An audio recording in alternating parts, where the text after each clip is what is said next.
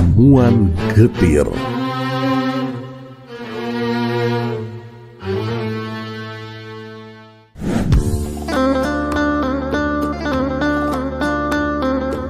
Assalamualaikum warahmatullahi wabarakatuh. Semoga semua kebaikan terlimpah kepada kita semua. Amin ya rabbal alamin. Seperti pada tahun-tahun sebelumnya, setiap bulan Rabiul Awal diadakan acara Maulid Nabi Muhammad SAW. Sambil tersenyum, Baginda Raja pun memutar otak. Ia ingin sekali mengerjai Abu Nawas. Awas kamu Abu Nawas, kali ini kamu pasti kena, pikir sang raja. Acara Maulid Nabi pun tiba. Istana dipenuhi dengan para pembesar negeri, putra mahkota dari kerajaan tetangga, dan tentu saja Abu Nawas yang turut ikut diundang. Atas perintah Baginda Raja, semua tamu yang hadir dipersilakan berdiri. Mereka pun diserami air mawar yang harum semerbak. Namun khusus Abu Nawas, ia justru disiram dengan air kencing yang sangat bau. Sekejap Abu Nawas pun sadar bahwa dirinya sengaja dipermalukan di depan banyak orang. Ia pun menahan rasa malu sambil bertekad dalam hati. Baiklah, hari ini Baginda Raja memberiku kuah yang tak sedap. Suatu hari nanti aku akan membalasnya dengan isinya. Sejak kejadian itu, Abu Nawas pun tidak pernah lagi menginjakan kaki ke istana. Sang raja pun menjadi rindu kepadanya.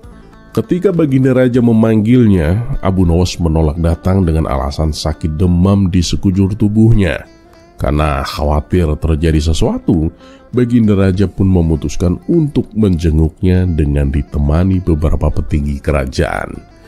Mendengar kabar Baginda Raja akan datang, Abu Nawas yang sebenarnya memang sehat bugar segera bersandiwara. Ia berbaring di tempat tidur, matanya terbejam, tubuhnya dibuat lemah lunglai. Sebelumnya ia sudah menyuruh istrinya untuk menyiapkan obat ajaib berupa bulatan kecil. Di antara bulatan obat itu ada 2 butir yang diam-diam dibubuhi dengan tinja. Dan tak lama kemudian Baginda Raja pun tiba di rumah Abu Nawas. Melihat Abu Nawas yang sedang akan meminum obat, Baginda Raja pun menjadi penasaran. "Abu Nawas, apa yang akan kamu telan itu?" tanya Baginda Raja penasaran. "Ini obat ajaib Paduka. Resepnya hamba dapat dari mimpi. Jika hamba menelan 2 butir ini saja, niscaya akan langsung sembuh Paduka," jawab Abu Nawas sambil berbaring pura-pura sakit. Dan benar saja, setelah menelan 2 butir obat, Abu Nawas tiba-tiba bangun dan terlihat segar bugar. Melihat hal itu, Baginda Raja pun menjadi semakin penasaran. "Wah, hebat! Kalau begitu aku juga mau Abu Nawas. Berikan obat itu kepadaku." "Baiklah Paduka, tapi berbaringlah dulu dan pejamkan mata Paduka. Paduka tidak boleh duduk, apalagi berdiri," kata Abu Nawas. Baginda Raja pun menuruti perintahnya. Begitu mata raja terbejam, Abu Nawas dengan cepat memasukkan bulatan obat yang sudah dibubuhi tinja ke mulut Baginda Raja. Sekejap kemudian, Baginda Raja bangkit. "Apa ini Abu Nawas? Baunya seperti tidak asing. Dan rasanya kenapa getir-getir begini?" Baginda Raja terdiam sambil mengecap-ngecap lidahnya dan sambil berpikir mencari tahu apa yang barusan ia makan. Dan tak lama kemudian Baginda Raja pun terperanjat. Matanya melotot dan menahan amarah. Ia berkata ke Abu Nawas dengan setengah teriak. "Hei Abu Nawas, kamu memberiku makan tinja!" bentak Baginda Raja. Abu Nawas pun segera bersimbuh sambil memberi hormat. "Wahai Paduka yang mulia, dulu Paduka memberi hamba kuahnya, sekarang hamba memberi Paduka isinya. Dan jika sekarang Paduka tidak memberi hamba uang 1000 dinar, kejadian ini akan hamba ceritakan kepada seluruh rakyat Paduka."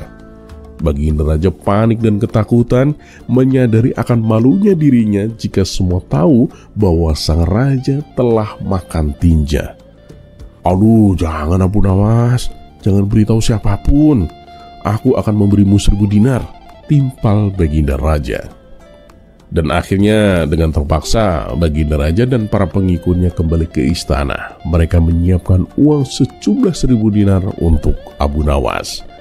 Demikianlah kisah kecerdikan Abu Nawas dalam menanggapi masalah. Balas dendamnya manis, penuh kelicikan, tapi tetap cerdas.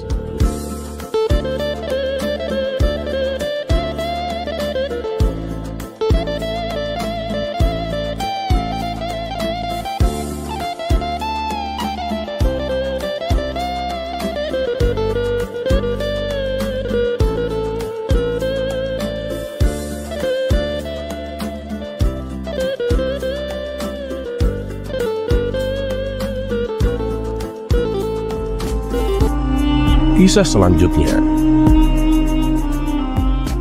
kepastian yang tak pasti.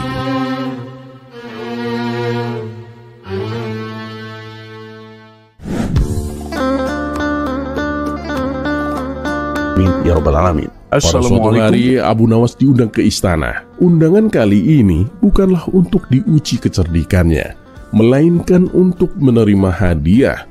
Karena beberapa waktu lalu ia telah membantu Baginda Raja menyelesaikan urusan kerajaan. Setibanya di istana, Abu Nawas langsung diberi sekantong uang.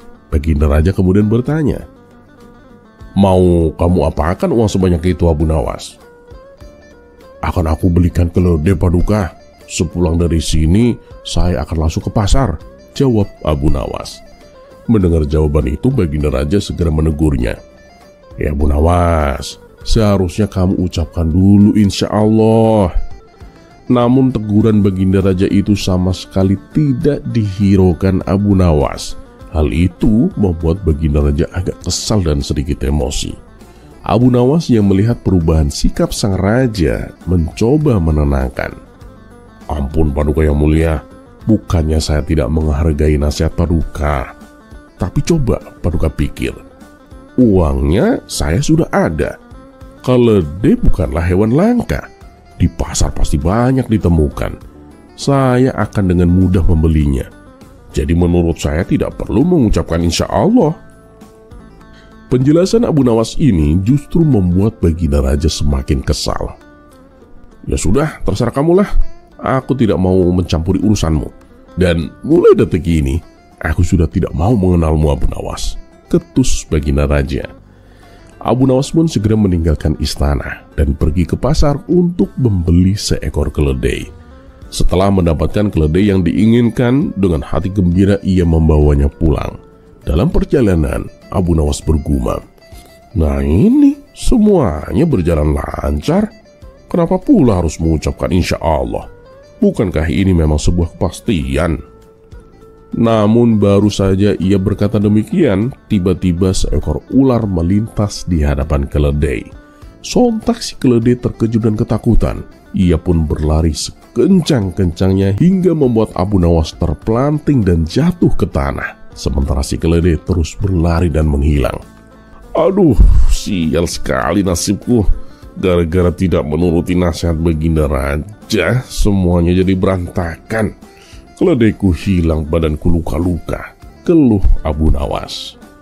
Akhirnya ia memutuskan kembali ke istana untuk meminta maaf kepada Baginda Raja. Namun setibanya di sana, Baginda Raja menyambutnya dengan dingin, bahkan enggan menatapnya. "Hei, siapa kamu? Bukankah sudah aku bilang, aku tidak mengenalmu lagi? Ngapain kamu kemari?" kata Baginda Raja dengan ketus. "Saya Abu Nawas, insya Allah," jawab Abu Nawas. "Dan kedatangan saya kemari untuk meminta maaf, Paduka." Baginda Raja yang tadinya bersikap acuh mulai melunak. "Terkadang kamu ini aneh, Abu Nawas. Kata insya Allah itu digunakan ketika akan melakukan suatu perbuatan. Kenapa kamu menambahi insya Allah saat menyebut namamu?" Abu Nawas pun tersenyum lalu menjawab, "Karena saya takut, Paduka. Waktu saya membeli keledai, gara-gara tidak mengucapkan insya Allah, keledaiku hilang, Paduka. Saya takut kejadian itu terulang. Kalau saya tidak menambahkan kata insya Allah saat menyebut nama, nanti bisa-bisa saya juga ikut hilang, Paduka." Seketika Baginda Raja pun tertawa terpinggal-pinggal mendengar jawaban Abu Nawas itu. Kamu ini ya, ada-ada saja. Tapi ya syukurlah kalau kamu sudah menyadari kesalahanmu, sahut Baginda Raja. Dan kemudian Baginda Raja pun kembali memberi Abu Nawas sekantong uang. Ini, ambillah untuk membeli keledaimu yang baru. Alhamdulillah, terima kasih Badukah. Insya Allah akan saya gunakan untuk membeli keledai, jawab Abu Nawas sambil tersenyum.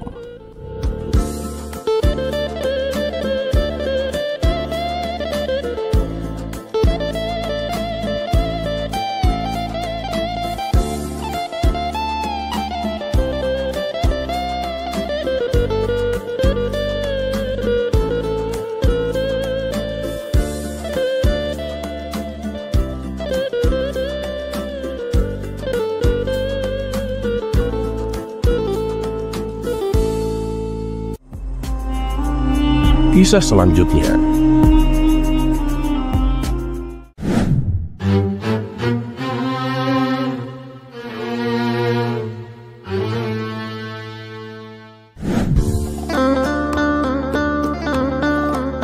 Ya Rabbal Alamin.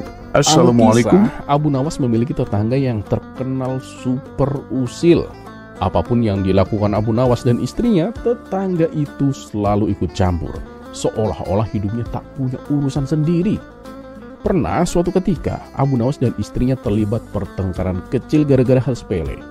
Tapi si tetangga malah ikut campur. Dengan santainya ia berkata, "Dasar Abu Nawas, jadi suami kok kerjanya cuma bikin ribut, tidak pantas sama sekali." Di lain waktu saat istri Abu Nawas pulang dari pasar membawa belanjaan, si tetangga lagi-lagi menyindir, "Lauk tiap hari kok cuma begitu-gitu aja. Bosan enggak? Kalau aku jadi kalian, mungkin aku sudah mati kebosanan." Istri Abu Nawas hanya tersenyum kecil, mencoba bersabar. Tapi si tetangga tak berhenti sampai di situ. Suatu malam saat Abu Nawas pulang agak larut, tetangganya kembali nyinyir, "Suami macam apa kamu ini Abu Nawas? Pulang malam terus. Tidak ada tanggung jawabnya sama sekali." Awalnya Abu Nawas dan istrinya memilih bersabar. Tapi lama-kelamaan nyinyiran itu membuat istrinya gerah. "Suamiku, kenapa kamu hanya diam? Berilah dia pelajaran. Aku sudah tidak kuat lagi mendengar omongannya setiap hari," keluh istrinya. Abu Nawas pun hanya tersenyum kecil. "Sabar istriku, kalau dia sudah keterlaluan, aku pasti akan bertindak." Kesabaran Abu Nawas benar-benar diuji ketika suatu pagi ia mendapati burung kesayangannya hilang dari kandang. Ia mencari kemana-mana, tapi burung itu tak ditemukan.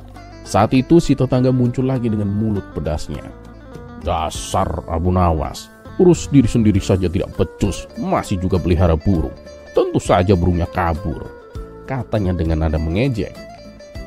Kali ini Abu Nawas tetap bersabar. Ia tidak menggubris ucapan tetangganya.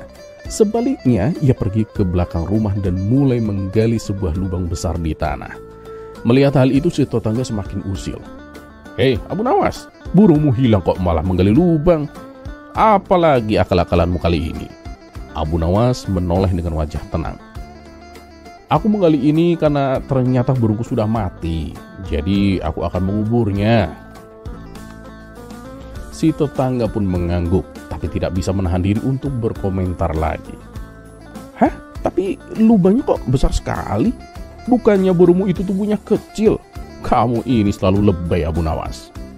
Abu Nawas pun berhenti menggali, meletakkan skopnya, lalu menghela nafas panjang. Ia menatap tetangganya dengan tatapan tajam yang penuh amarah. "Kamu tahu kenapa lubangnya besar? Karena burungku itu berada di dalam perut kucingmu. Jadi aku akan menguburnya sekaligus dengan kucingmu," kata Abu Nawas tegas. Si tetangga langsung melongo. "Apa? Di perut kucingku? Bagaimana bisa?" Abu Nawas pun mendekat sambil menunjuk lubang yang ia gali. "Oh iya, kucingmu memakan burungku. Jadi sekarang giliran kucingmu masuk ke lubang ini." Si tetangga langsung panik. Dengan wajah pucat, ia berlari pulang untuk menyelamatkan kucing kesayangannya. Sambil memeluk erat kucingnya, ia bersumpah dalam hati untuk tidak lagi ikut campur urusan Abu Nawas. Sejak hari itu, tetangga usil itu pun tidak pernah lagi berani mendekati keluarga Abu Nawas. Ia takut kucingnya akan benar-benar dikubur hidup-hidup oleh Abu Nawas.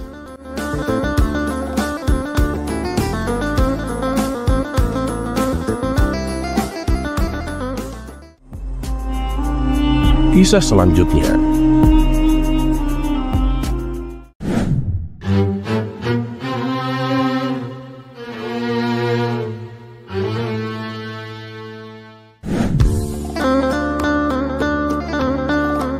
Amin ya Rabbal Alamin. Di suatu pagi yang cerah, Abu Jahil duduk di teras rumahnya dengan wajah kusut seperti kain yang belum disetrika. Para tetangga yang lewat saling berbisik, penasaran dengan apa yang membuat Abu Jahil terlihat begitu gelisah. Dan tak lama kemudian, Abu Nawas lewat dengan senyum yang cerah. Melihat sahabatnya yang murung, ia menghampirinya. "Wahai Abu Jahil, kenapa wajahmu lebih kusut dari kantong pedagang di pasar?" Abu Jahil pun menghela nafas panjang. "Aku tuh bingung Abu Nawas. Mengapa ya poligami kok dibatasi hanya 4 istri? Kalau bisa lebih banyak, bukankah hidup jadi lebih bahagia?" Abu Nawas pun tertawa kecil. "Bahagia atau malah tambah repot?" godanya. "Ya tentu saja bahagialah. Bayangkan aja, setiap hari ada yang masak makanan favoritku, nyapu rumah, memijat punggung, dan menyanyikan lagu pengantar tidur," jawab Abu Jahil penuh semangat. Abu Nawas pun hanya tersenyum penuh arti. "Baiklah Abu Jahil, kalau kamu memang yakin itu ide yang bagus, aku tantang kamu untuk menikahi 4 istri dulu. Kalau kamu berhasil tanpa masalah, aku akan mendukung gagasan poligami lebih dari 4. Abu Jahil yang memang suka tantangan langsung menerima tantangan itu. Dalam waktu beberapa bulan, ia pun berhasil menikahi 4 perempuan yang semuanya cantik dan berbakat. Awalnya hidup Abu Jahil terasa seperti surga. Setiap hari ada yang menyuguhkan teh hangat, memijat pundaknya, dan menyanyikan pujian manis. Namun seiring waktu, badai rumah tangga mulai datang. Hingga pada suatu malam, Abu Jahil pun mendatangi rumah Abu Nawas dengan wajah yang kusut. "Aku tidak tahan lagi Abu Nawas, hidupku berantakan." Abu Nawas pun menahan tawa. "Ceritakan kawan, apa yang terjadi?" "Istri pertamaku marah karena aku lupa ulang tahunnya," keluh Abu Jahil. "Ya itu wajarlah," sahut Abu Nawas. "Yang kedua ngambek karena aku belikan perhiasan untuk yang ketiga," lanjut Abu Jahil dengan wajah yang lesu. "Sudah mulai repot ya," goda Abu Nawas. "Itu belum seberapa. Yang keempat malah protes kenapa aku makan masakan istri pertama lebih dulu," kata Abu Jahil hampir menangis. Abu Nawas pun tersenyum bijak. "Itu baru 4 Abu Jahil. Bayangkan kalau ada 5, 6, 7 atau bahkan 8. Bukankah hidupmu akan lebih kacau daripada pasar malam?" Abu Jahil pun terdiam lama. "Kamu benar Abu Nawas, aku menyerah. 4 saja sudah bikin kepala pening. Kalau lebih dari itu, aduh, mungkin aku tak akan hidup damai." Abu Nawas pun menepuk pundaknya. Nah itulah kenapa Allah dalam kebijaksanaannya menetapkan batasan 4 istri kawan. Bukan karena kurang seru, tapi karena Allah tahu kemampuan manusia itu terbatas. Kita hanya punya 1 hati, 1 kepala, dan 1 hidup yang harus dipertanggungjawabkan di hadapannya. Mendengar itu, Abu Jahil pun terdiam dan mengangguk pelan. "Aku sungguh bodoh Abu Nawas. Seharusnya aku sadar bahwa aturan Allah itu selalu penuh hikmah." Dan sejak saat itu, Abu Jahil pun lebih banyak bersyukur dan menjalani rumah tangganya dengan lebih bijaksana. Kini ia memahami bahwa aturan Allah bukanlah pembatas kebahagiaan, melainkan jalan menuju hidup yang lebih damai dan bermakna.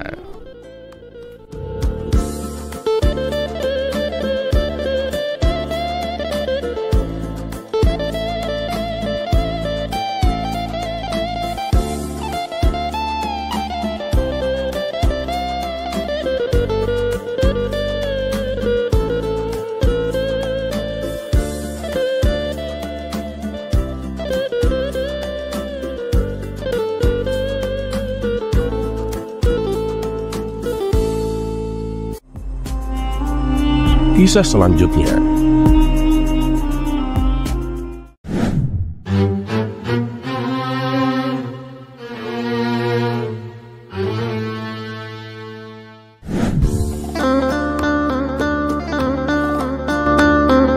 Assalamualaikum warahmatullahi wabarakatuh. Semoga semua kebaikan terlimpah kepada kita semua. Amin ya rabbal alamin. Suatu sore yang cerah, Abu Nawas sedang duduk di bawah pohon rindang di tepi sungai, menikmati angin yang sepoi-sepoi. Di kejauhan, tampak sekelompok anak-anak yang mendekat. Salah satu dari mereka dengan penuh rasa ingin tahu bertanya, "Paman Abu, kenapa kita hanya diwajibkan mengetahui 25 nabi, Paman? Bukankah ada banyak nabi yang diutus oleh Allah?" Abu Nawas pun tersenyum mendengar pertanyaan itu. Dia menempuk tempat di sampingnya, mengundang anak-anak untuk duduk bersamanya.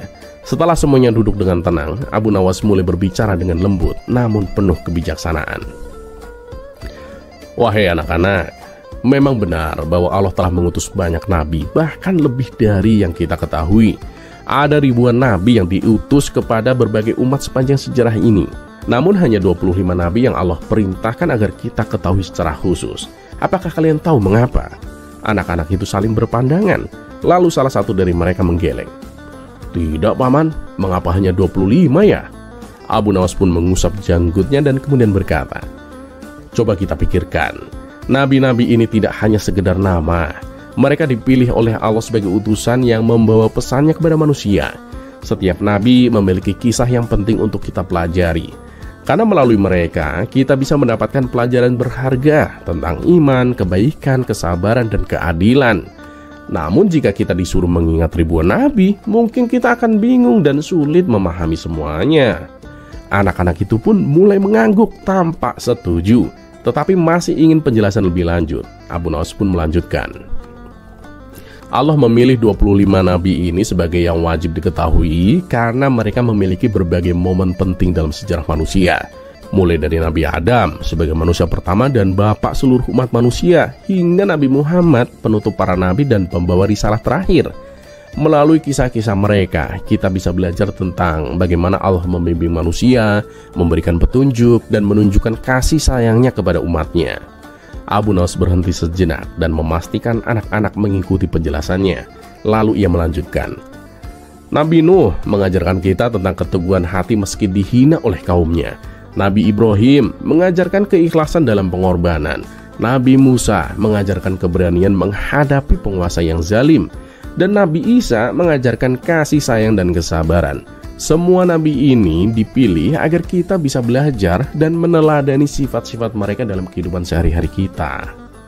Seorang anak yang lain mengangkat tangan dan kemudian bertanya, "Tapi Paman, apakah para nabi lain yang tidak kita ketahui juga penting?"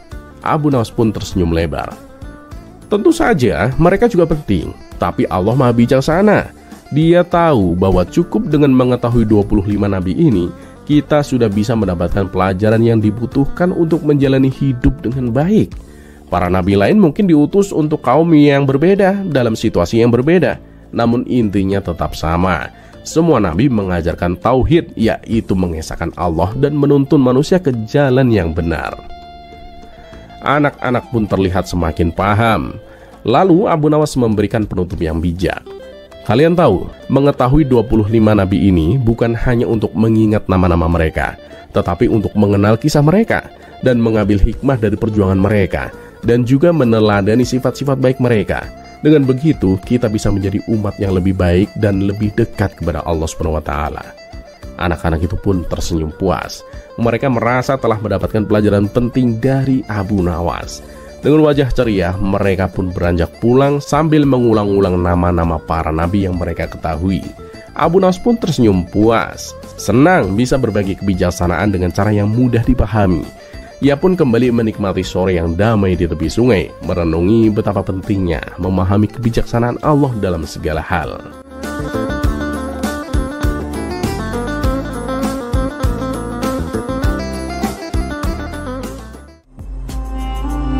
Kisah selanjutnya. Entah kenapa hari itu Baginda Raja merasakan jenuh. Kekayaan yang berlimpah dan kekuasaan yang dimilikinya justru membuat dirinya bosan hidup di dalam istana. Lalu salah satu penasihat istana menyarankan supaya Baginda Raja pergi berburu ke hutan. Namun saran tersebut ditolak Baginda Raja. Ia beralasan kegiatan tersebut sudah sering dilakukannya. "Aku sudah bosan berburu ke hutan. Apa ada saran lain?" Tanya Baginda Raja. Sebenarnya apa Paduka yang membuat Paduka bosan? Tanya balik penasehat istana. Aku bosan hidup di dalam istana. Aku jenuh dengan semua keadaan ini, jawab Baginda Raja. Oh, jadi pada intinya Paduka ingin mencari sesuatu yang baru. Saya ada ide Paduka yang mulia. Bagaimana kalau Paduka berkemah? Ucap penasehat istana. Berkemah? Sama sekali aku tidak tertarik, balas Baginda Raja.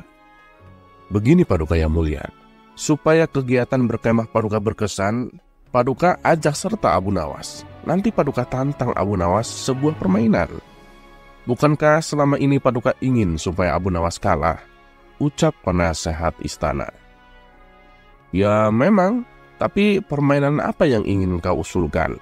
Tanya Baginda Raja. Kemudian penasehat istana memberitahu tentang jenis permainan yang akan dilombakan. Wah, ide kamu cemerlang juga ya. Kali ini pasti dia akan kalah. Baiklah, sekarang juga panggil Abu Nawas kemari, titah Baginda Raja. Maka beberapa pengawal istana segera pergi menuju rumah Abu Nawas. Singkat cerita, datanglah Abu Nawas ke istana menghadap Baginda Raja. Selamat datang Abu Nawas, mari mendekatlah dan duduk bersamaku, sambut Baginda Raja. Paduka sepertinya terlihat ceria. Saya ikut bahagia Paduka, balas Abu Nawas. Oh tentu saja Abu Nawas, karena saya ingin menantangmu sebuah permainan. Kalau kamu menang, kamu akan saya kasih hadiah 1000 dinar. Tapi kalau kamu kalah, kamu harus memandikan semua kuda-kuda istana selama sebulan penuh. Apakah kamu bersedia? Tantang Baginda Raja. Kalau boleh tahu Paduka, apa itu permainannya? Tanya Abu Nawas penasaran. Lomba berkemah Abu Nawas. Nanti kamu dan aku membuat kemah di alun-alun. Tapi jarak kemahmu dan kemahku agak berjauhan. Siapa saja yang kemahnya didatangi tamu paling banyak, dialah pemenangnya, ucap Baginda Raja menjelaskan. Sejenak Abu Nawas terdiam. Supaya orang-orang tertarik datang ke kemahku, aku akan bercerita yang membuat orang-orang tertawa. Dan aku pasti akan memenangkan permainan ini, pikir Abu Nawas dalam hati. Baiklah Paduka yang mulia, saya siap menerima tantangan Paduka, balas Abu Nawas. Bagus, nanti malam kita langsung mulai permainannya, timpal Baginda Raja. Setelah malam tiba, Abu Nawas dan Baginda Raja mulai sibuk membuat kemahnya masing-masing. Karena kemah Baginda Raja besar dan banyak hidangan, tentu saja banyak tamu yang berdatangan. Mulai dari rakyat jelata sampai pejabat istana berbondong-bondong bertamu ke kemah Baginda Raja. Sehingga di kemah Baginda Raja terlihat seperti sebuah pesta yang meriah. Semakin malam, semakin ramai orang berdatangan. Sedangkan kemah Abu Nawas yang tak jauh dari kemah Baginda Raja, tak ada satupun tamu yang datang. Bagaimana tamu mau datang? Kemahnya saja kecil. Belum lagi di kemah Abu Nawas tidak ada hidangan sama sekali. Kalau begini caranya aku bisa kalah. Mana mungkin tamu mau datang untuk mendengarkan ceritaku. Mereka tentu lebih memilih untuk menyantap hidangan di kemah Baginda Raja, pikir Abu Nawas. Rencana awal Abu Nawas menjadi gagal total. Terpaksa ia harus memutar otaknya supaya bisa memenangkan permainan ini. Dan waktu pun sudah mulai menunjukkan hampir subuh. Itu bertanda permainannya akan segera berakhir. Tiba-tiba muncul ide cemerlang di benak Abu Nawas. Ia lalu mengambil korek api dan membakar kemahnya sendiri. Karena malam itu angin bertiup kencang, dengan cepat api semakin membesar. Orang-orang yang sedang berkumpul di kemah Baginda Raja terkejut melihat ada kebakaran di kemah Abu Nawas. Mereka semua langsung menuju ke sana, bermaksud untuk menolong Abu Nawas. Baginda Raja sendiri ikut mendatanginya. Ia khawatir dengan keselamatan Abu Nawas. Kemah Baginda Raja yang tadinya penuh dengan tamu, kini menjadi kosong, tak seorang pun yang ada di situ. Karena mereka semua sedang berada di kemah Abu Nawas, termasuk Baginda Raja sendiri. Tidak berapa lama suara kumandang azan subuh pun terdengar. Alhamdulillah, teriak Abu Nawas kegirangan. Melihat hal itu, orang-orang pun menjadi heran. Begitu juga dengan Baginda Raja. "Hai Abu Nawas, kamu sudah gila ya? Kemahmu kebakaran tapi kamu malah merasa senang," ucap Baginda Raja. "Oh, tentu saja Paduka yang mulia, karena saya memenangkan permainan ini," balas Abu Nawas. "Maksudmu bagaimana Abu Nawas?" tanya Baginda Raja kebingungan. "Coba lihatlah, semua tamu Paduka datang ke kemah saya," jawab Abu Nawas. Sejenak Baginda Raja mulai memahami maksud perkataan Abu Nawas. "Oh, tunggu dulu, belum tentu Abu Nawas. Karena semua tamu yang datang ke kemahmu jumlahnya sama dengan tamu yang datang ke kemahku. Berarti tidak ada yang menang, juga tidak ada yang kalah," bantah Baginda Raja. "Waduh, Paduka salah menghitung. Bukankah Paduka juga datang kemari? Berarti jumlah tamu yang datang ke kemah saya lebih banyak, meskipun selisihnya cuma satu orang, yaitu Paduka sendiri," ujar Abu Nawas. Untuk kesekian kalinya Baginda Raja harus menerima kekalahannya. "Kamu memang cerdik Abu Nawas," ucap Baginda Raja. Lalu salah satu kawan Abu Nawas yang kebetulan ada di situ bertanya kepadanya, "Hei Abu Nawas, apa kamu tidak rugi? Kamu membakar kemahmu sendiri hanya untuk memenangkan permainan ini." Tapi dengan entengnya Abu Nawas menjawab, "Dengar ya kawan, harga kemahku itu cuma 10 dinar. Sedangkan hadiah yang akan aku dapatkan jika aku menang itu jumlahnya 1000 dinar. Kawannya itu pun langsung memuji kecerdikan Abu Nawas.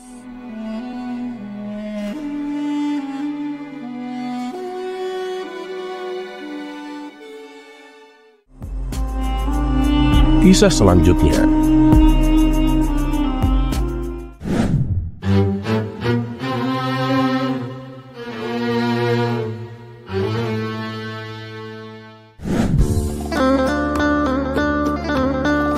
Ya Rabbal Alamin. Dikisahkan Abu Nawas mempunyai tetangga yang kaya raya, tetapi tetangganya ini terkenal sangat pelit. Beda dengan Abu Nawas, meskipun hidupnya pas-pasan, dia itu dermawan.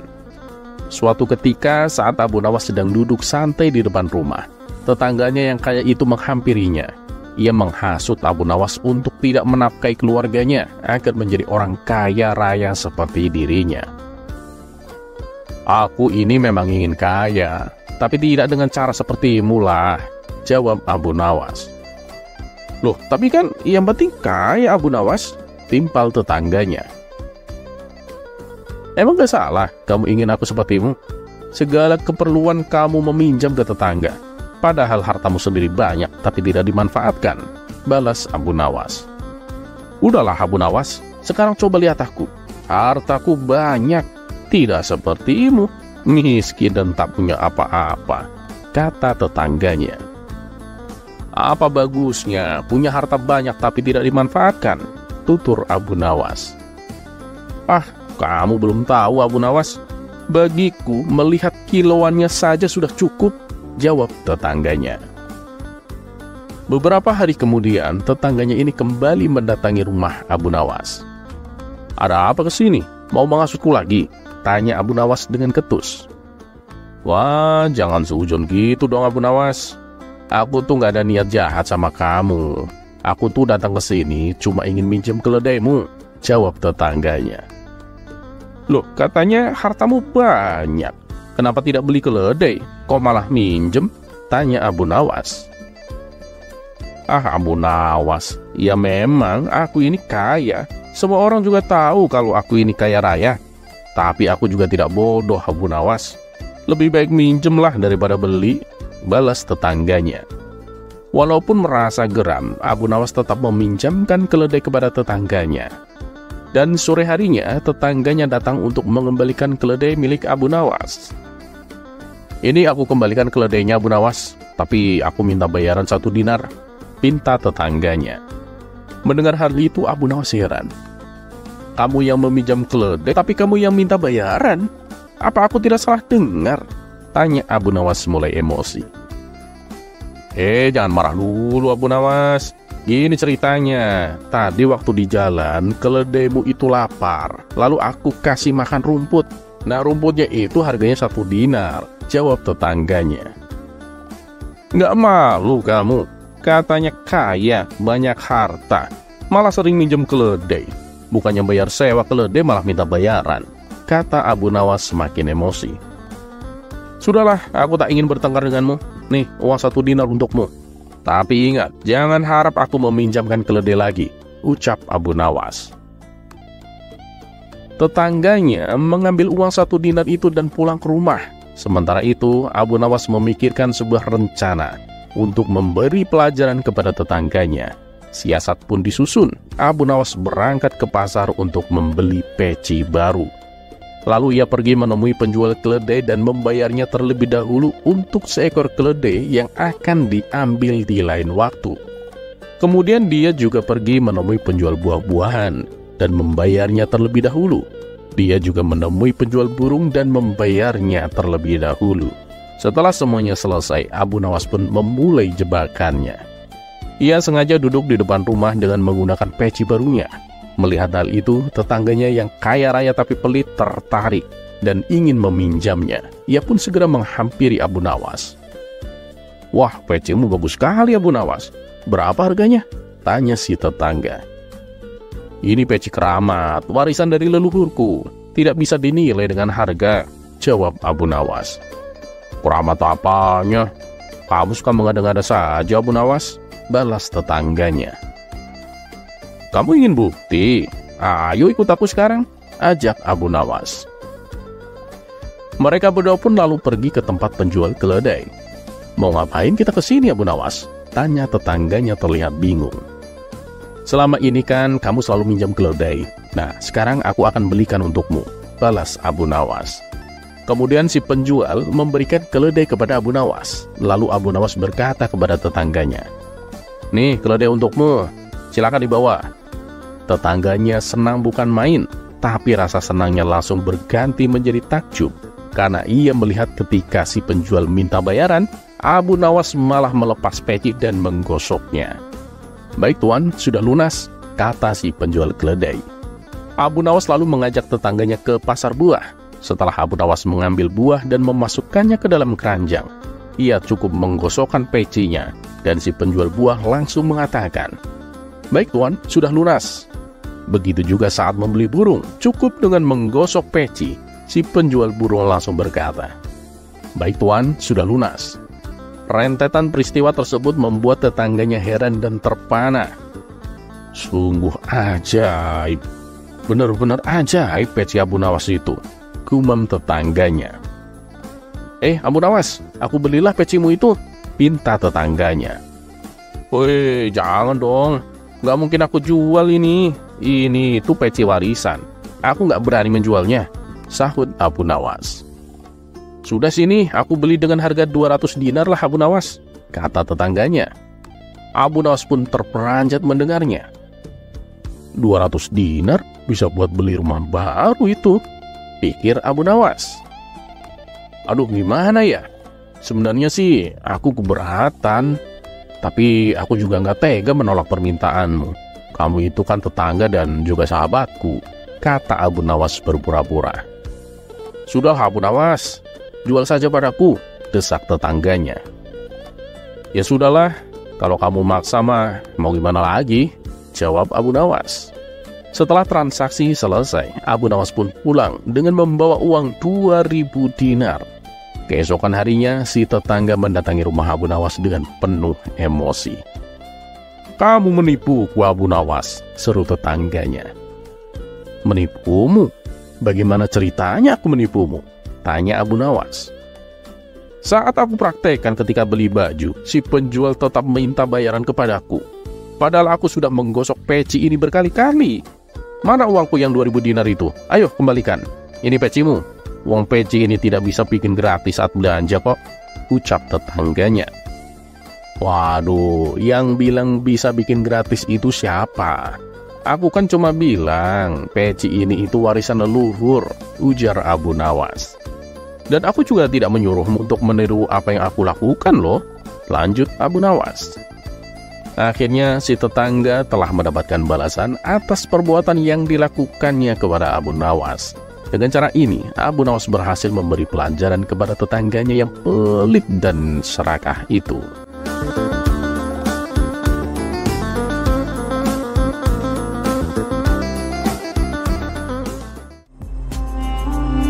Kisah selanjutnya.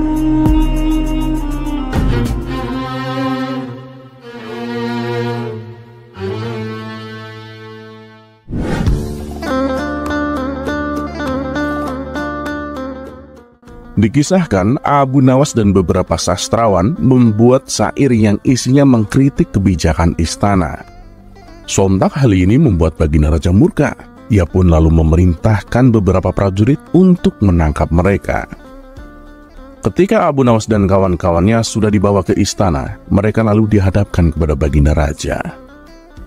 "Abu Nawas, apa sih maksudmu?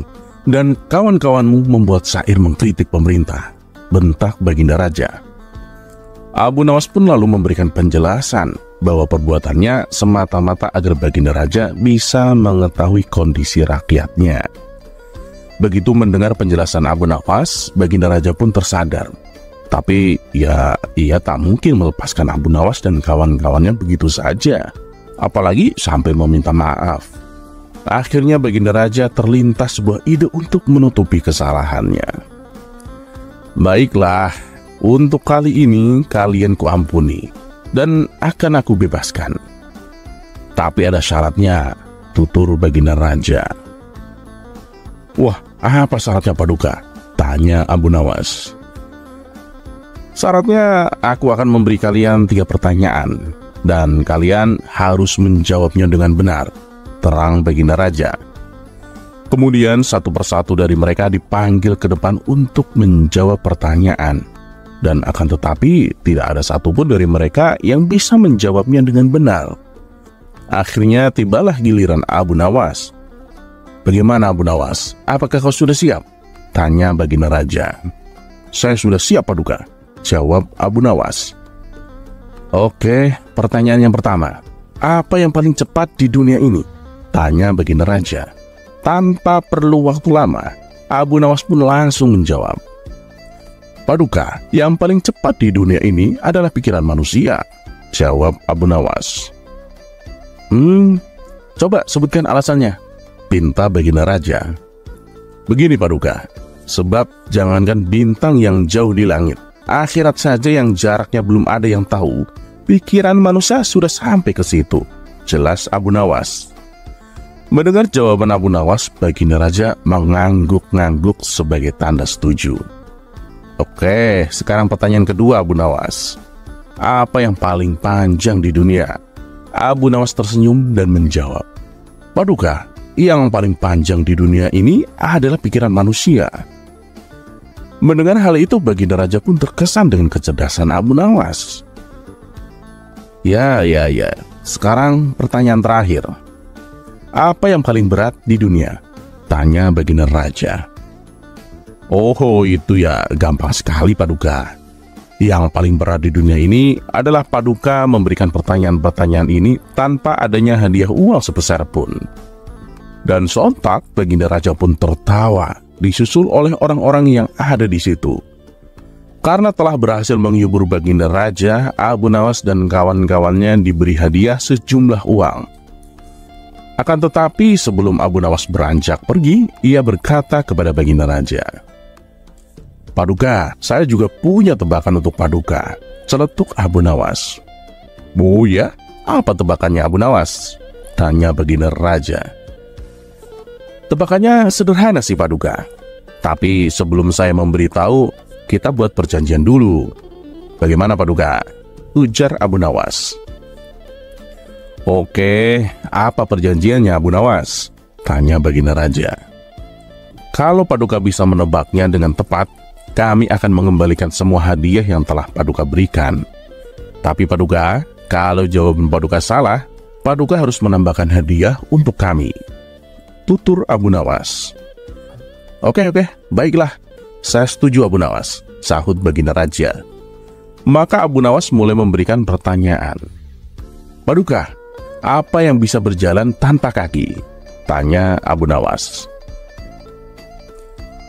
Itu sih mudah Abu Nawas. Jawabannya adalah ular, kata Baginda Raja. Wah, salah Paduka. Ular itu merayap, bukan berjalan, sanggah Abu Nawas. Bagaimana kalau angin? Bukankah angin bisa berjalan dan dia juga tidak punya kaki? Ujar Baginda Raja.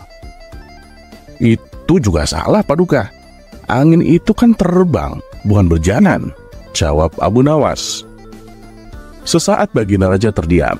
Ia terus memikirkan mencari jawaban yang tepat. Tapi telah lama berpikir, Baginda Raja pun tak juga menemukan jawaban. Ia pun akhirnya menyerah. Aku tidak tahu jawabannya Abu Nawas. Apa jawabannya? Tanya Baginda Raja penasaran. Jawabannya adalah kaki yang kita gunakan untuk berjalan Paduka. Coba Paduka perhatikan, apakah kaki kita punya kaki? Jawab Abu Nawas. Kamu memang cerdik Abu Nawas, pikir Baginda Raja dalam hati. Dan sesuai perjanjian, Baginda Raja menambahkan hadiah untuk Abu Nawas dan kawan-kawannya.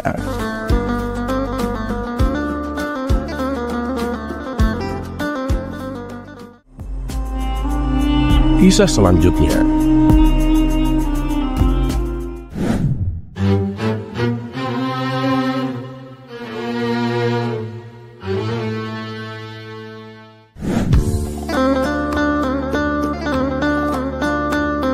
Seperti biasa, Baginda Raja Harun Ar-Rasyid kembali memberikan misi mustahil kepada Abu Nawas. Ia memang tak pernah bosan mengetes kecerdikan orang cerdik yang satu itu. Kali ini, sang raja memberikan permintaan yang sangat tidak wajar. Ia meminta Abu Nawas untuk pergi ke bulan. Padahal pada zaman itu belum ada teknologi canggih, belum ada mobil, belum ada motor, apalagi pesawat antariksa. Jadi jelas, misi ini hanya sekedar untuk menguji kecerdikan Abu Nawas saja. Pergi ke bulan Paduka? Tanya Abu Nawas kaget. Ya Abu Nawas, aku tahu kamu itu adalah pria yang pintar, dan kamu harus bisa pergi ke bulan Abu Nawas, jawab sang raja. Baiklah Paduka, saya akan melaksanakan perintah Paduka. Saya akan pergi ke bulan besok sore Paduka yang mulia, jawab Abu Nawas cepat tanpa ragu sedikit pun. Baginda Raja pun terkejut. Ia tak menyangka bahwa Abu Nawas akan langsung menyanggupi tantangan itu. Baiklah Abu Nawas, lantas dari mana kamu akan berangkat? Tanya Baginda Raja heran. Dari rumah hamba Paduka yang mulia, jawab Abu Nawas tenang. Baiklah, besok malam aku akan pergi ke rumahmu untuk menyaksikan kamu berangkat ke bulan, kata sang raja. Dan malam itu Baginda Raja Harun Ar-Rasyid beserta para menterinya benar-benar datang ke rumah Abu Nawas. Kebetulan malam itu adalah malam bulan purnama. Bulan bersinar terang dan bintang-bintang bertaburan di langit membuat suasana terasa lebih magis. Namun saat mereka tiba di rumah Abu Nawas, ia sudah tidak ada. Mereka hanya bertemu dengan istrinya. Di mana Abu Nawas? Tanya sang raja. Dia baru saja berangkat ke bulan Paduka yang mulia. Katanya dia akan segera kembali Paduka, jawab istri Abu Nawas dengan tenang. Bagaimana cara Abu Nawas pergi ke bulan? Tanya salah satu menteri penasaran. Dia memanjat pohon palem di sebelah sana. Nanti dia juga akan turun dari sana, jawab istrinya polos. Baginda Raja dan para menteri pun segera menuju pohon palem yang dimaksud. Saat mereka tiba, tampak bayangan seseorang sedang turun dari pohon itu. Apa itu kamu Abu Nawas? Tanya Baginda Raja. Ya, ini saya Abu Nawas Paduka, jawabnya santai. Apakah kamu benar-benar pergi ke bulan dari pohon palem itu? Tanya sang raja. Oh iya Paduka yang mulia, saya pergi ke bulan dari pohon palem ini Paduka. Bahkan saya telah melakukan penyelidikan. Tadi ketika bulan mencapai tanah, pohon ini sebagai sarana saya untuk mencapainya Paduka, jawab Abu Nawas dengan bijak penuh gaya. Baginda Raja Harun Ar-Rasyid pun tersenyum mendengar jawaban itu. Ia lalu bertanya, lalu apa yang kamu lihat di bulan Abu Nawas? Hanya tanah dan gunung-gunung Paduka yang mulia, tidak ada tumbuhan di sana, jawab Abu Nawas. Kalau Paduka tidak percaya, saya punya banyak saksi Paduka. Bukan hanya satu atau dua, tapi ribuan. Siapa saksimu Abu Nawas? Tanya Baginda Raja makin penasaran. Ya, bintang-bintang di langit sana Paduka. Paduka bisa langsung menanyakan kepada mereka, jawab Abu Nawas tenang. Mendengar jawaban itu, Baginda Raja Harun Ar-Rasyid pun tertawa terbahak-bahak. Lalu, kenapa kamu tidak menunggu kami untuk menyaksikanmu pergi ke bulan? Tanya Baginda Raja. Maaf Paduka yang mulia, itu karena Paduka datangnya terlambat. Dan juga saya hanya bisa pergi ke bulan pada waktu tertentu saja Paduka, jawab Abu Nawas. Begitulah kecerdikan Abu Nawas dalam menjawab tantangan mustahil dari sang raja. Ia memang selalu punya cara unik untuk lolos dari segala ujian.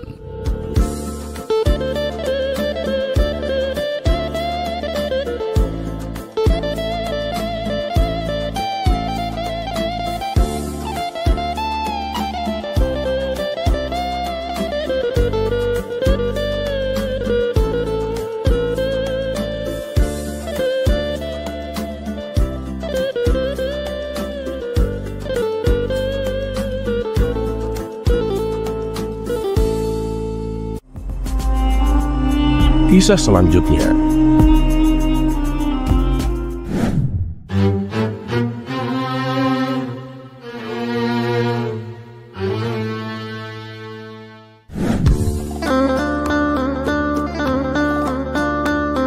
Dikisahkan suatu hari ada dua orang ateis datang memasuki kota Baghdad.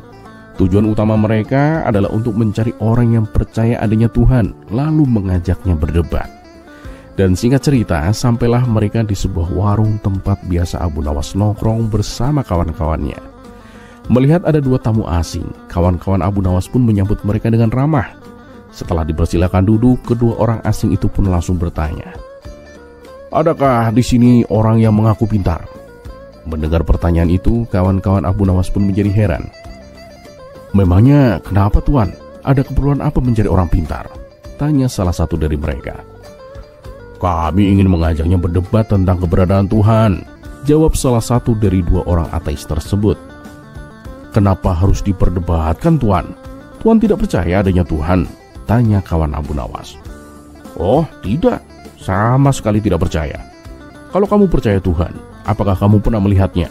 balas mereka. "Ya tidak Tuan, tapi bukankah dengan adanya dunia dan seluruh isi alam semesta ini sudah menjadi bukti bahwa Tuhan itu ada Tuan?" jawab kawan Abu Nawas.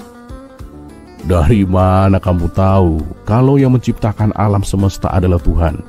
Bisa saja itu hanyalah dongeng karangan manusia," kata mereka lagi. Karena takut kalah debat, kawan-kawan Abu Nawas pun memilih untuk diam. Tak lama kemudian datanglah Abu Nawas. Ia duduk di samping teman-temannya. "Hei Abu Nawas, lihat dua tamu asing itu. Mereka mengaku sebagai ateis dan ingin mengajak debat siapa saja yang percaya adanya Tuhan," bisik salah satu kawannya. "Iya Bu, tadi mereka juga sempat mengajak kami berdebat," sambung yang lain. Mendengar hal itu, Abu Nawas pun menghampiri kedua orang asing tersebut dan berkata, "Maaf Tuan, saya hanya ingin menyampaikan, kalau Tuan memang tidak percaya Tuhan, itu adalah hak Tuan. Tapi tolong, jangan pengaruhi penduduk desa sini." Bukannya merasa bersalah, kedua orang asing itu malah menantang Abu Nawas. "Ya, kalau kalian memang percaya Tuhan, kenapa tidak bisa membuktikannya?" ucap mereka menantang. "Baiklah, aku terima tantangan kalian. Silakan, apa yang ingin kalian tanyakan?" kata Abu Nawas mulai kesal. "Nah, gitu dong. Pertanyaanku, kalau kamu percaya Tuhan, apakah kamu pernah melihatnya? Apakah kamu pernah menyentuhnya?" tanya mereka. "Tentu saja tidak pernah," jawab Abu Nawas. "Nah, kalau begitu, kesimpulannya Tuhan memang tidak ada. Percuma kalian menyembah sesuatu yang tidak bisa dibuktikan. Segala sesuatu harus pakai akal dan logika," kata mereka. Abu Nawas pun hanya tersenyum lalu berkata, "Baiklah Tuan, sekarang giliranku yang bertanya." "Oh, silakan, kami siap menjawab," jawab mereka yakin. "Apakah kalian pernah melihat otak kalian sendiri? Apa kalian pernah menyentuh otak kalian?" Kedua orang ateis itu pun saling pandang dan menjawab serempak, "Tidak pernah." Dengan nada santai dan sedikit tertawa, Abu Nawas pun berkata, "Kalau begitu, kesimpulannya adalah kalian memang tidak punya otak." Spontan, kawan-kawan Abu Nawas pun tertawa terpingkal-pingkal. Kedua ateis itu terdiam, wajah mereka memerah. Namun mereka tidak ingin dipermalukan begitu saja. Mereka pun kembali bertanya, Abu Nawas, katanya Tuhan itu kan maha tahu. Kalau begitu, tentu dia tahu kalau manusia akan berbuat kesalahan. Lantas kenapa dia tetap menciptakan manusia? Atau jangan-jangan Tuhan itu tidak tahu? Tuhan macam apa seperti itu? Abu Nawas pun menjawab dengan tenang. Ya, pertanyaan yang bagus. Sekarang biar aku balik bertanya. Waktu kalian masih bayi, apakah ibu kalian sudah tahu bahwa suatu saat nanti kalian akan berbuat salah? Misalnya menyakiti hati ibu kalian atau membuat orang lain jengkel. Ya tentu saja ibu kami tahu, karena sekecil apapun manusia pasti pernah berbuat salah, jawab mereka. Lalu kenapa ibu kalian tetap memutuskan untuk mengasuh kalian sampai dewasa? Kedua orang ateis itu pun terdiam. Abu Nawas pun melanjutkan. Jawabannya adalah karena rasa cinta. Rasa cinta ibu kalian lebih besar daripada kesalahan yang kalian lakukan. Begitu juga dengan Tuhan. Tuhan itu tahu manusia akan berbuat salah, tapi dia tetap menciptakan manusia. Karena cintanya lebih besar daripada kesalahan manusia itu sendiri. Dan Tuhan akan mengampuni selama manusia itu mau bertobat. Setelah mendengar penjelasan Abu Nawas itu, kedua orang ateis itu pun hanya bisa terdiam. Mereka pun mengakui kecerdasan Abu Nawas dan memilih pergi tanpa melanjutkan debatnya.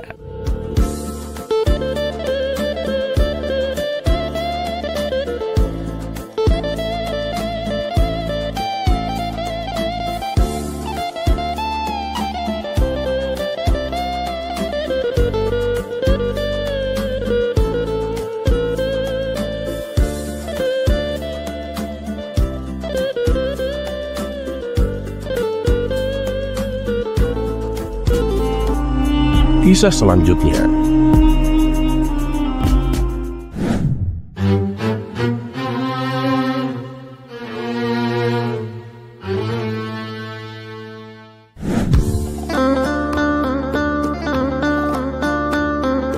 Pada suatu sore yang tenang, Abu Nawas sedang duduk santai di teras depan rumahnya, menikmati udara yang segar.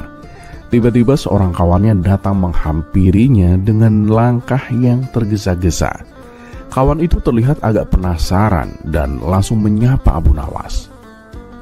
Hei Abu Nawas, lihatlah, ada dua orang membawa nampan yang berisi ayam panggang. Mereka berjalan menuju rumahmu Abu Nawas, katanya dengan nada yang penasaran. Abu Nawas yang sedang duduk santai hanya tersenyum sambil memandang ke arah yang ditunjuk oleh kawannya. Biarkan saja, itu bukan urusanku, jawabnya dengan nada yang santai. Ucapan Abu Nawas ini mencerminkan prinsip hidupnya yang tidak suka ikut campur dalam urusan orang lain, apalagi yang tidak ada hubungannya dengan dirinya.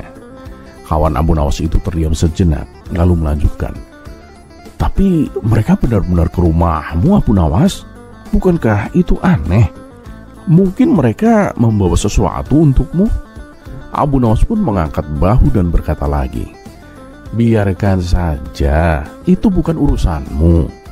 Kali ini suaranya terlihat lebih tegas, memberi kesan bahwa dia ingin mengingatkan kawannya untuk tidak terlalu memikirkan hal-hal yang tidak perlu. Kawannya merasa sedikit bingung, tapi tetap penasaran. Tapi Abu Nawas, siapa tahu itu penting. Mungkin ada pesan atau sesuatu yang mereka bawa untukmu. Abu Nawas hanya tersenyum lebih lebar. Kawan, urusan orang lain tidak perlu selalu kita pikirkan. Mereka mungkin saja datang untuk alasan lain yang tidak ada hubungannya dengan kita. Yang penting adalah kita menjaga keterangan pikiran dan tidak terburu-buru untuk menduga-duga. Mendengar penjelasan Abu Nawas itu, kawannya pun mulai berpikir. Benar juga Abu Nawas. Terkadang kita memang terlalu sering ikut campur dalam urusan orang lain tanpa tahu apa yang sebenarnya terjadi. Abu Nawas pun mengangguk. Nah, itulah sebabnya aku lebih memilih untuk fokus pada apa yang ada di hadapanku. Jika mereka memang datang dengan tujuan yang jelas, mereka akan memberitahuku. Kalau tidak, ya biarkan aja. Mereka berdua pun terdiam sejenak menikmati ketenangan sore itu.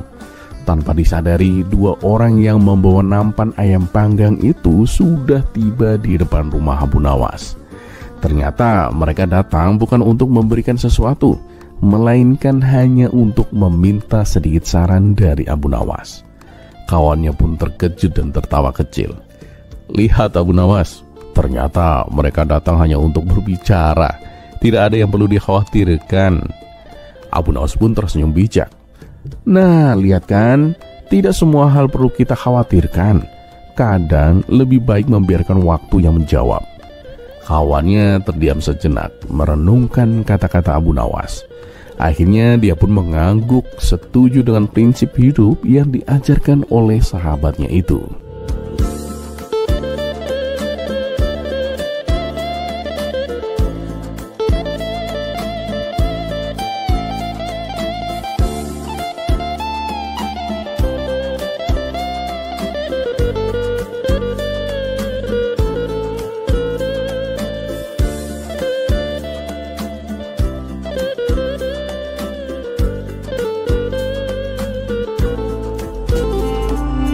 Kisah selanjutnya.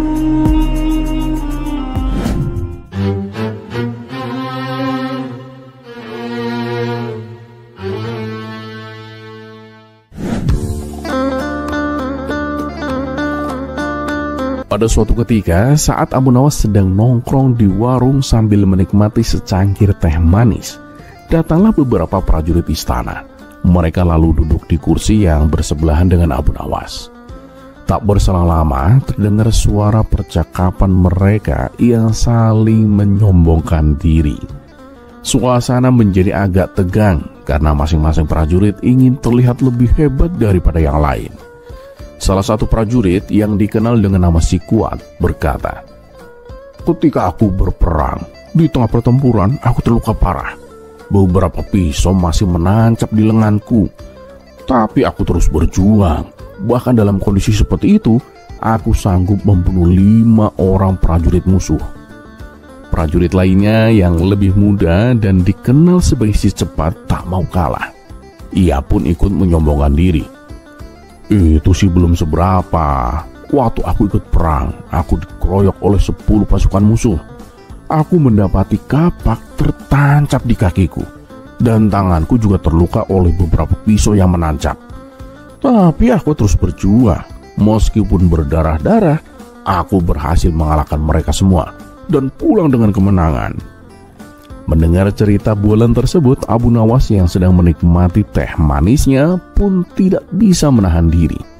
Ia pun berdiri dengan wajah yang serius. Sambil menatap mereka satu persatu, ia berkata, kalian semua itu tidak apa-apanya kalau dibandingkan dengan pengalamanku." Mereka yang sedang serius bercerita itu pun sontak langsung memandang Abu Nawas. Salah satu dari mereka bertanya, "Apakah Anda juga pernah ikut berperang, Tuan Abu?" "Oh, tentu saja," jawab Abu Nawas dengan santai, seolah-olah apa yang dia katakan sangat biasa. "Waktu aku ikut dalam pertempuran besar, ada seorang prajurit musuh yang tingginya 3 meter. Bahkan saking tingginya, aku harus mendongak agar bisa melihat wajahnya. Nah, dia ini sangat jahat, dan dengan sekali tebasan, dia memotong kepalaku sampai jatuh ke tanah." Mereka yang mendengarkan itu pun tercengang. "Lalu apa yang terjadi, Tuan?" tanya mereka dengan penuh rasa ingin tahu. Abu Nawas pun melanjutkan ceritanya dengan tenang. "Ya, aku mengambil kepala aku, menyikatnya sebentar agar tidak kotor. Lalu aku taruh kembali di pundakku, seolah tidak terjadi apa-apa. Begitu aku berdiri tegak, aku merasa seperti baru bangun tidur. Tidak ada rasa sakit sedikit pun. Aku kembali bertempur dengan penuh semangat." Mereka semakin terheran-heran mendengarnya, tapi Abu Nawas belum selesai. "Nah, tidak lama setelah itu, aku bertemu lagi dengan prajurit besar itu. Dia menatapku dengan heran dan berkata, 'Kamu tidak mati?' 'Aku memang baru saja mati,' Tapi aku hidup lagi. Sepertinya aku memang harus menang. Lalu aku langsung mengalahkannya dalam duel 1 lawan 1. Prajurit-prajurit itu pun mulai merasa agak bingung, tetapi mereka tetap mendengarkan. Abu Nawas pun melanjutkan lagi. Setelah pertempuran selesai, aku berjalan pulang dengan kepalaku di tangan. Dan aku berhenti sebentar di warung untuk minum teh. Tapi tahukah kalian, ketika aku duduk di warung ini, kepalaku tiba-tiba jatuh lagi. Jadi aku harus mengambilnya lagi, taruh di pundak. Dan aku bilang, ini sudah biasa. Prajurit-prajurit itu pun terdiam beberapa saat. Lalu salah satu dari mereka berbisik, apakah dia benar-benar melakukannya? Yang lain pun hanya bisa menggeleng-gelengkan kepalanya. Abu Nawas pun menyelesaikan ceritanya dengan santai. Ya, jadi begitulah pengalamanku dalam perang. Kalian bertega memang hebat, tapi aku rasa aku ini sudah level berbeda dalam hal bertempur. Mendengar cerita tersebut, para prajurit itu pun hanya bisa saling pandang tanpa berkata-kata. Mereka sadar bahwa Abu Nawas meski bualannya sangat tidak masuk akal, tetap saja memiliki cara yang unik untuk membuat orang terkesima. Tidak ada yang berani melawan kata-kata Abu Nawas, apalagi setelah melihat senyum santai yang penuh kemenangan.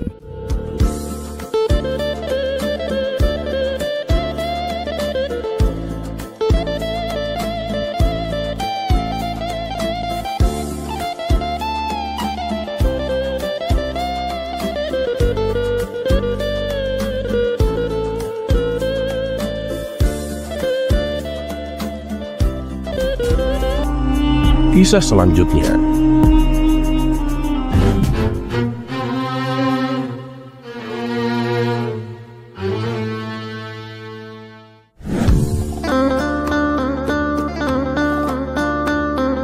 Dikisahkan ada seorang tuan tanah, tetangga Abu Nawas yang kaya raya.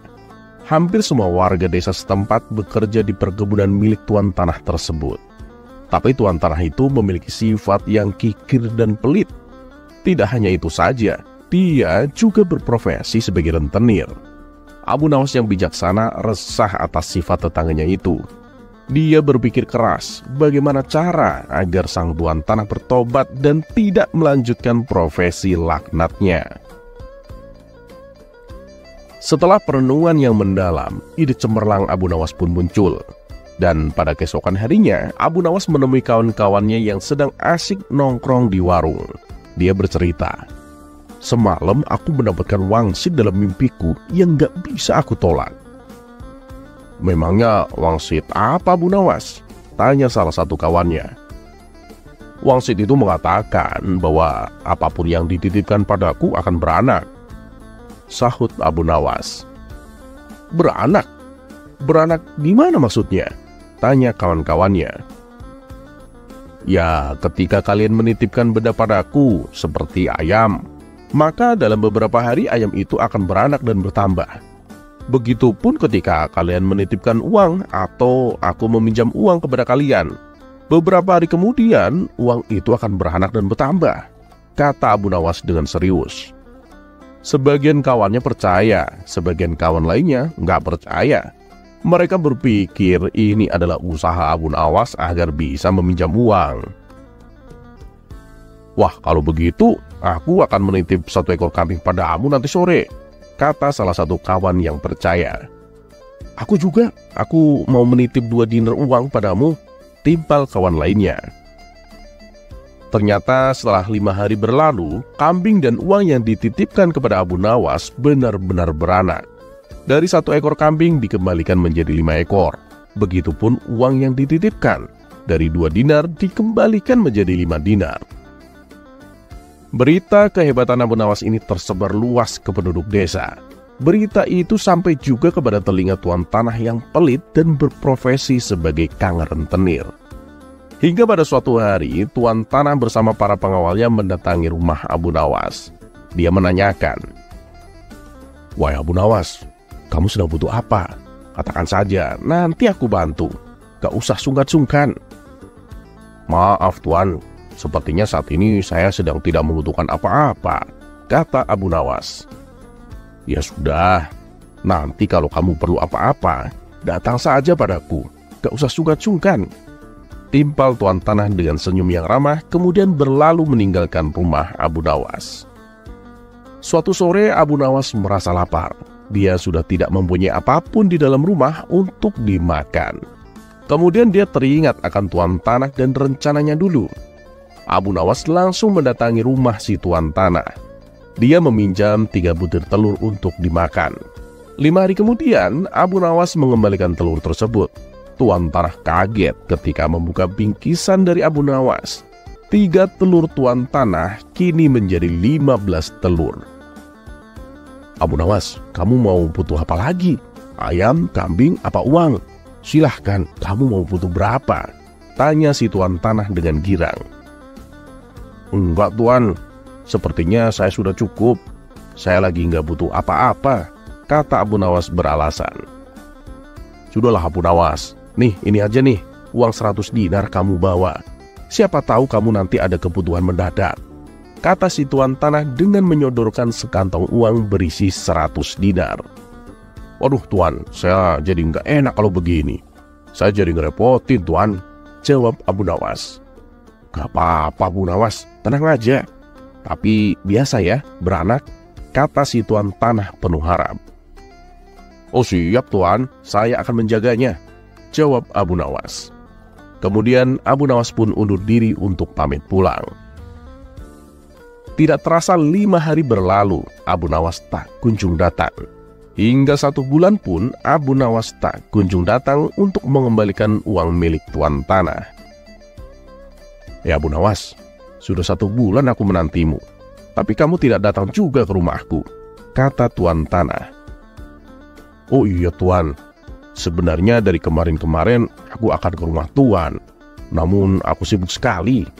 Nah berhubung tuan sudah ada di sini, sekalian ada yang ingin aku bicarakan juga tuan, kata Abu Nawas beralasan.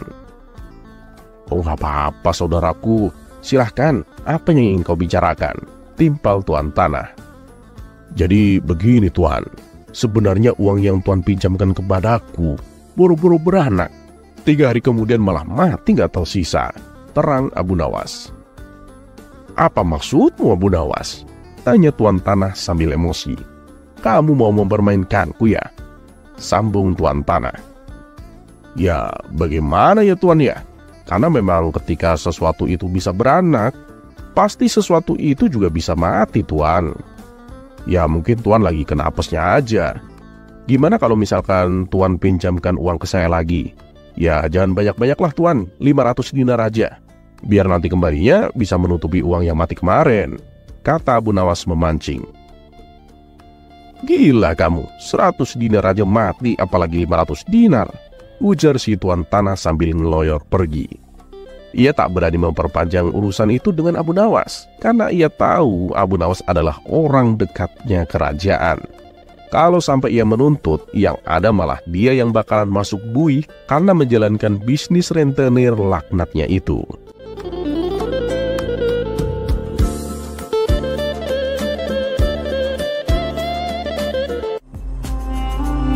Kisah selanjutnya.